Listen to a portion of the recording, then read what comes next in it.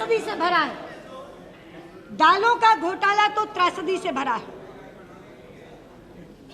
घरेलू बाजार में दालों के दाम आसमान छू रहे थे। 30 रुपया किलो हुई, 35 रुपया किलो हुई, 40 रुपया किलो हुई, 42 रुपया किलो हुई, 50 रुपया किलो हुई, और अभी कल के दाम मैंने बताया 90 रुपया किलो हुई। दालों का आयात किया गया, आयात की छूट दी गई।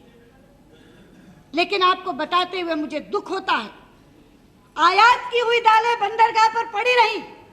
व्यापारियों ने वहां डेमरेज देना स्वीकार किया, लेकिन दालों को उठाकर बाजार में लाना स्वीकार इसलिए नहीं किया कि दाम अगर और बढ़ने वाले हैं तो बढ़ने दो, वहां से तब उठाएंगे जब इसका हमें दाम का लाभ कम से कम दुगना तिगना चौगुना मिलेगा। और मुझे ज्यादा दुख इस बात का है कि यह आयात केवल प्राइवेट व्यापारियों ने नहीं किया था, स्टेट एजेंसियां इसमें शामिल थी। STC, PEC, NEC, MMTC, NAFED, ये सारी एजेंसियां इस अपराध में शरीक थी।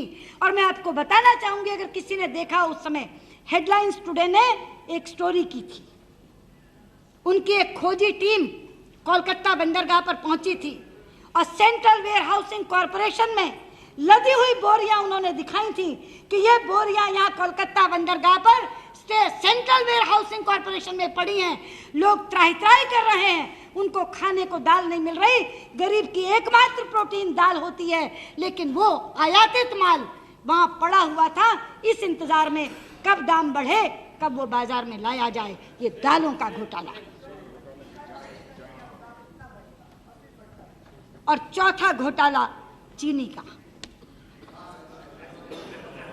अध्यक्ष महोदया, चीनी का पूरा कारोबार सरकार द्वारा नियंत्रित होता है। आप उनकी मुस्कुराहट नहीं, गरीब का दर्द देखो। जो गरीब का बेरौनक चेहरा है वो देखो, इनको मुस्कुराने दो। ये नहीं मुस्कुराते तो दाम बढ़ते क्यों?